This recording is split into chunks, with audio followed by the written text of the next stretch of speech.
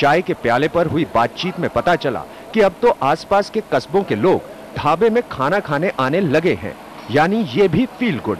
धमतरी किस पर होगा मेहरबान और कौन बनेगा सुलेमान, इसके लिए हमें और आपको करना होगा इंतजार। लेकिन आपको इंतजार इस बात का भी करना होगा कि मैं अपने सहयोगी अंकुर खंडेलवाल के साथ पहुंचूं बस्तर के तिलिस्मी लोक में, जगदलपुर। नमस्कार, मैं हूं राजेश बादल। हमारे विशेष कार्यक्रम चुनाव के हमराही में आपका स्वागत है। कई साल तक बस्तर बाहरी दुनिया के लिए एक पहेली था। कोई 50 से ज्यादा देश ऐसे हैं जो अकेले इस बस्तर जिले से छोटे हैं, और अगर सेल्फी आपको मिल जाए तो सेल्फी तो छोड़िए ही मत।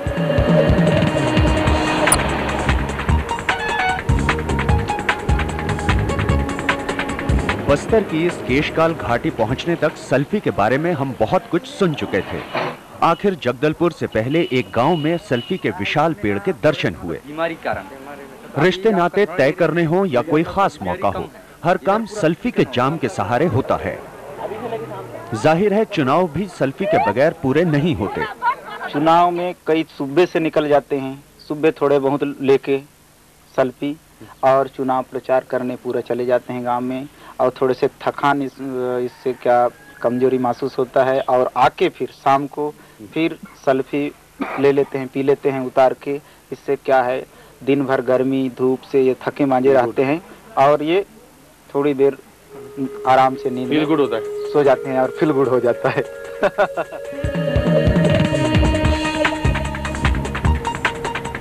जगदलपुर के रास्ते में साल के जंगलों का लंबा सिलसिला है। साल का द्वीप कहलाने वाले बस्तर में अंग्रेजों ने बड़े पैमाने पर ये जंगल साफ किए और 100-150 साल में हजारों करोड़ का साल इंग्लैंड पहुंच गया। ये इसके स्वाद में कुछ अंतर आता है, चेंज आता है? बस्तर की बैलाडीला लोहा खदानों में दुनिया में सबसे अच्छी क्वालिटी का कच्चा लोहा भी निकलता है, लेकिन इससे होने वाली आमदनी बस्तर के काम कभी नहीं आई।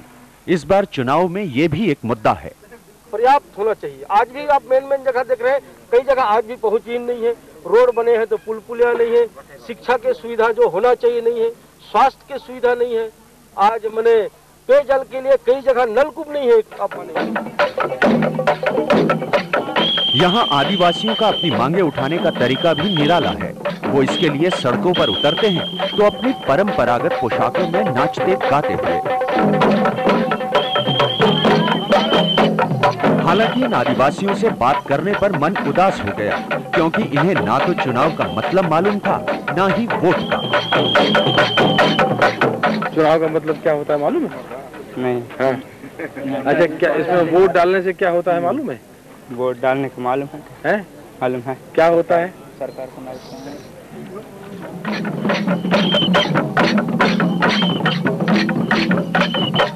पता नहीं कितने चुनाव के बाद ये आदिवासी जागरूक मतदाता बन पाएंगे। फिलहाल तो ये जिला नक्सलियों के आतंक से ही नहीं उबर पा रहा है। तो ये था कैमरामैन अंकुर खंडेलवाल के साथ हमारा बस्तर का डेरा, और अब लगाएंगे किसी नए राज्य का फेरा। नमस्कार, मैं हूं राजेश बादल। हमारे विशेष कार्यक्रम चुनाव के हमराही में आपका स्वागत है। मैं इस वक्त उस जगह पर हूं जहां इतिहास की एक भीषण क्रूर और हिंसक जंग लड़ी गई थी। इस जंग में करीब 1 लाख से ज्यादा लोग मारे गए थे, और ये नदी जो आप देख रहे हैं, ये नदी खून से लाल हो गई थी। जी हाँ, मैं बात कर रहा हूँ कलिंग युद्ध की, और यही वो जगह है जहां अपने 98 भाइयों को मारकर सत्ता हथियाने वाले सम्राट अशोक ने अहिंसा का रास्ता अख्तियार किया था। भुवनेश्वर के पास इस विशाल शांति स्तूप को देखकर नहीं लगता कि कभी यहाँ मौत ने तांडव किया होगा। सम्राट अशोक ने हृदय परिवर्तन के बाद इसका निर्माण करवाया था, लेकिन इस जगह को इसकी मौजूदा खूबसूरती करीब 35 साल पहले जापान की मदद से मिली।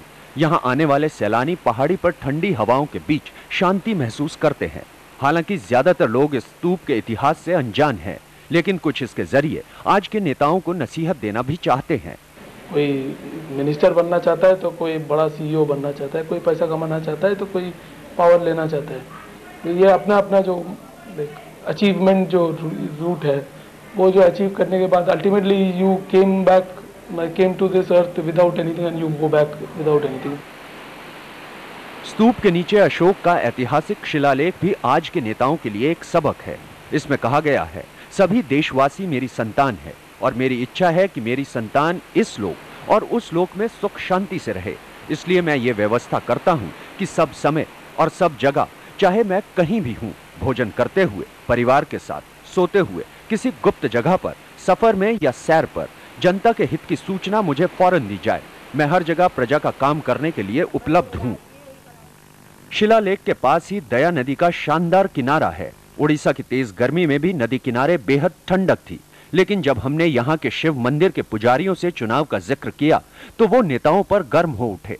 को जीवदान तो दे परिबिनी भाविकी धर्म माने चंडाशोक धर्माशोक परिणत देते, किंतु आज समाज रे लोक माने कोन करछंती निजर निजको किंग माने ये राजा करने को इलेक्शन लड़ी पैसा पैसा पकई हिंसात्मक भाव सृष्टि करी बहुत नाना प्रकार व्यवचार करछंती, जहाद्वारा कि आम देश विकास कौन लाभ हो पारिबो नहीं।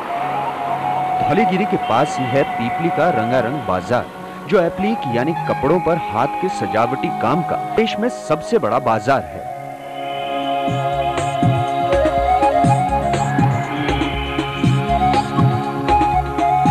पीपली के दुकानदार चुनाव के मौसम में नेताओं से कोई वादा नहीं चाहते।